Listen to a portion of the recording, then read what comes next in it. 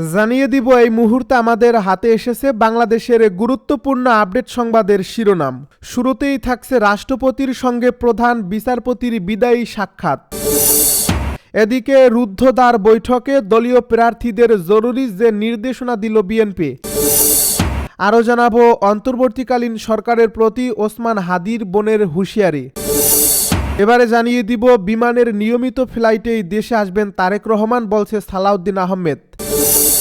সব শেষে জানিয়ে দিব এটা মোদির মুখে একটা ঘুষি ছিল, নয়াদিল্লি কখনো ভুলবে না বলে মন্তব্য পাকিস্তানের প্রধানমন্ত্রী শেহবাজ শরীফের। এতক্ষণ শুনছিলেন হাতে থাকা আপডেট সংবাদের শিরোনাম, এবারে বিস্তারিত। তবে তার আগে অনুরোধ রইল ভিডিওটিতে একটি লাইক এবং কমেন্ট করে জানিয়ে দিন ভিডিও সম্পর্কে আপনার মূল্যবান মতামত। আরও জানিয়ে দিন ভিডিওটি কোথা থেকে দেখছেন বা কোন জেলা থেকে দেখছেন। রাষ্ট্রপতির সঙ্গে প্রধান বিচারপতির বিদায়ী সাক্ষাৎ। রাষ্ট্রপতি মোহাম্মদ শাহাবুদ্দিনের সঙ্গে বিদায়ী সাক্ষাৎ করেছেন প্রধান বিচারপতি ডক্টর সৈয়দ রেফাত আহমেদ। বৃহস্পতিবার দুপুরে বঙ্গভবনে এ সাক্ষাৎ অনুষ্ঠিত হয়। এ সাক্ষাৎকালে রাষ্ট্রপতি প্রধান বিচারপতির সুদীর্ঘ ও গৌরবোজ্জ্বল কর্মজীবন, বিচার বিভাগের প্রাতিষ্ঠানিক স্বতন্ত্রীকরণের জন্য নেওয়া বিভিন্ন উদ্যোগের প্রশংসা করেন এবং তার পেশাদারিত্ব, নিষ্ঠা ও ন্যায় বিচার প্রতিষ্ঠায় অবদানের কথা উল্লেখ করেন। রাষ্ট্রপতি বলেন, আগামী দিনগুলোতে দেশে সুশাসন প্রতিষ্ঠা ও ন্যায় বিচার নিশ্চিতকরণের বর্তমান প্রধান রাষ্ট্রপতির দেখানো পথ ভবিষ্যতের জন্য প্রদর্শকের ভূমিকা পালন করবে। আগামী 27 ডিসেম্বর দেশের 25তম প্রধান বিচারপতি হিসেবে অবসরে যাচ্ছেন সৈয়দ রেফাত আহমেদ। রুদ্ধদ্বার বৈঠকে দলীয় প্রার্থীদের জরুরি যে নির্দেশনা দিল বিএনপি। ত্রয়োদশ জাতীয় সংসদ নির্বাচন সামনে রেখে প্রাথমিক মনোনয়ন দেওয়া প্রার্থীদের ডেকেছে বিএনপি। আজ দ্বিতীয় দফায় বৈঠক।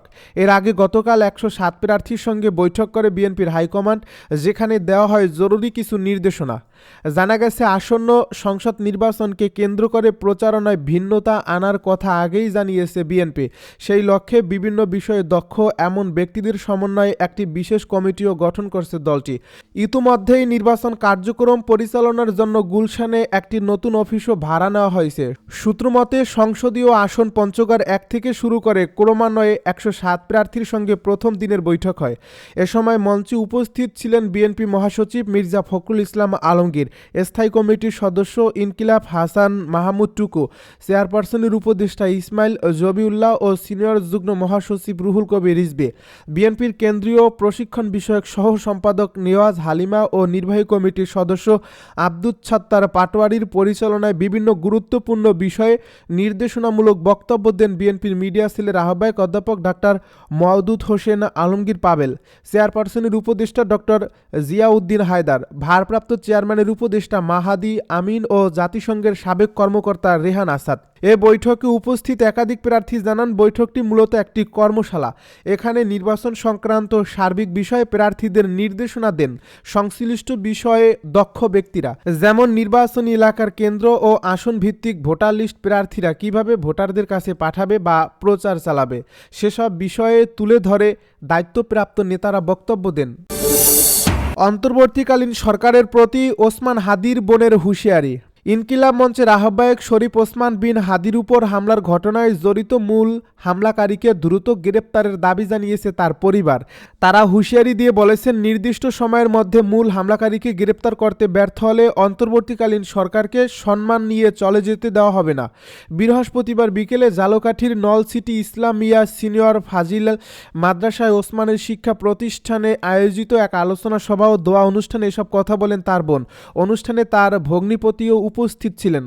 জাতীয় নাগরিক পার্টি ঝালকাঠি জেলা শাখা ও অনুষ্ঠানের আয়োজন করা হয়। এতে অংশ নেন ওসমান হাদির বোন মাসুমা সুলতানা বিন হাদি ও ভগ্নিপতি আমির হোসেন। ওসমানের বোন মাসুমা সুলতানা বিন হাদি বলেন, ওসমান শুধু ভারতের শত্রু নয়, ওসমান এই দেশে যারা সন্ত্রাসী, চাঁদাবাজি করে, লুটের রাজনীতি করে তাদের শত্রু। লড়াই অব্যাহত রাখার কথা জানিয়ে তিনি বলেন, ভারত আমাদের কোনোদিনও বন্ধু হবে না। তাই ইনসাফে রাষ্ট্র সেদিন কায়েম হবে যেদিন বাংলাদেশ ভারতীয় আধিপত্যবাদের বিরুদ্ধে দাঁড়াতে পারবে। এছাড়া কোনো কিছুর বিনিময়ে ভারতের আধিপত্যবাদ শেষ হবে না। আমাদের লড়াই থামবে না, এ লড়াই চলবে। ওসমান যেন আরও তীক্ষ্ণ ধারালো হয়ে ফিরে আসে এই দোয়া চাই। তিনি আরও বলেন, শুধু ওসমানের মাথায় গুলি লাগেনি, সমগ্র বাংলাদেশের মাথা আজ গুলিবিদ্ধ। স্বাধীনতা সার্বভৌমত্বের উপর গুলি লেগেছে। যখন কোনো রাজনৈতিক আন্দোলন সফল হয়নি, তখন তরুণরা হাসিনাকে পালিয়ে যেতে বাধ্য করছে। রাজনৈতিক দলগুলোর উচিত ছিল ওই তরুণদের হাতে কলমে রাজনীতি শেখানো, কিন্তু তারা কি করলো? ওদের গালি দেওয়া শুরু করলো, হাঁটুর বয়সী, কোমরের বয়সী বলে কটূক্তি করত। আমি বলবো, ওসমানের মাথায় গুলির জন্য ওরাও দায়ী। বিমানের নিয়মিত ফ্লাইটে দেশে আসবেন তারেক রহমান, সালাউদ্দিন আহমেদ। বিএনপির ভারপ্রাপ্ত চেয়ারম্যান তারেক রহমান আগামী 25 ডিসেম্বর দুপুর 12টায় বিমান বাংলাদেশের নিয়মিত বাণিজ্যিক ফ্লাইটে ঢাকায় পৌঁছাবেন। তার এই স্বদেশে প্রত্যাবর্তন উপলক্ষে বিমানবন্দর পরিদর্শন করছে বিএনপির একটি টিম। বৃহস্পতিবার গুলশানে বিএনপি চেয়ারপারসনের রাজনৈতিক কার্যালয়ের সামনে সাংবাদিকদের এ তথ্য জানান দলের স্থায়ী কমিটির সদস্য সালাউদ্দিন আহমেদ।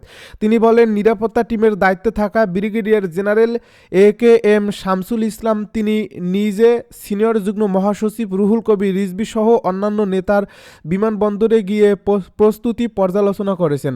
সালাউদ্দিন আহমেদ বলেন, বিমানবন্দরে তিনি অবতরণ করার পর গাড়িতে ওঠা এবং যে রাস্তা দিয়ে এভারকেয়ার হাসপাতালে পৌঁছাবেন, সেখান থেকে গুলশানের বাসায় আসা ও অন্যান্য যেসব অনুষ্ঠান করতে যাচ্ছে বিএনপি, সবগুলো আমরা সরেজমিনে পরিদর্শন করেছি এবং সংশ্লিষ্টদের সঙ্গে সমন্বয় করতে গিয়েছিলাম।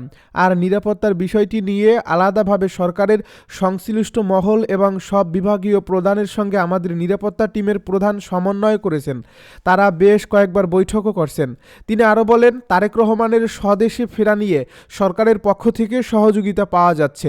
এ উপলক্ষে জেলা, উপজেলা ও ইউনিয়ন পর্যায়ের নেতাকর্মীদের নির্দেশনা দেওয়া হয়েছে, যাতে তারা 24 ডিসেম্বর রাত বা 25 ডিসেম্বর সকালে ঢাকায় এসে নেতাকে স্বাগত জানাতে পারেন। তারেক রহমানের ঐতিহাসিক স্বদেশ প্রত্যাবর্তন যেন বিগত 55 বছরের ইতিহাসে যা কিছু দৃষ্টান্ত আছে তাকে ছাড়িয়ে যায় এবং আগামী 55 বছরের ইতিহাসে যেন এইরকম ঘটনা না হয়, সেই রকম স্মরণীয় করে রাখার জন্য সমস্ত আয়োজন হচ্ছে বলেও উল্লেখ করেন বিএনপির এই নেতা। তিনি আরও বলেন, আশা করি সারা দেশে মানুষ সেজন্য অপেক্ষা করছেন।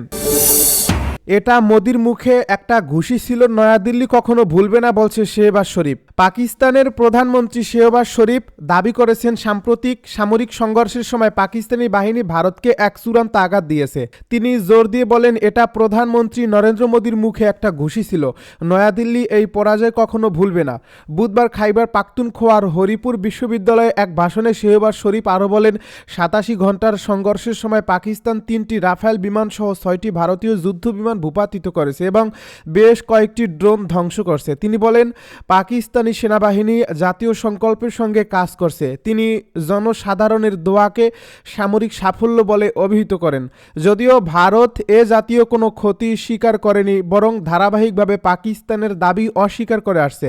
এর আগে চলতি বছরের 22 এপ্রিল ভারত নিয়ন্ত্রিত জম্মু কাশ্মীরের পহেলগামের সশস্ত্র হামলায় 26 জন পর্যটক নিহত হলে নয়াদিল্লি এর জন্য পাকিস্তানের ভূমিকাকে দায়ী করে। ইসলামাবাদ এই অভিযোগ অস্বীকার করে এবং আন্তর্জাতিক তদন্তের আহ্বান জানায়। সশস্ত্র এই হামলায় পর্যটকদের মৃত্যুর পর ভারত পাকিস্তানের সীমান্তের ভেতরে বিমান হামলা চালায়। পরবর্তীতে পাকিস্তান ও ভারতে পাল্টা হামলা চালায়। সংক্ষিপ্ত কিন্তু মারাত্মক এ সংঘর্ষে উভয় পক্ষের কয়েকজন নিহত হয়। পরবর্তীতে মার্কিন প্রেসিডেন্ট ডোনাল্ড ট্রাম্পের মধ্যস্থতায় উভয় দেশ একটি চুক্তিতে পৌঁছায়।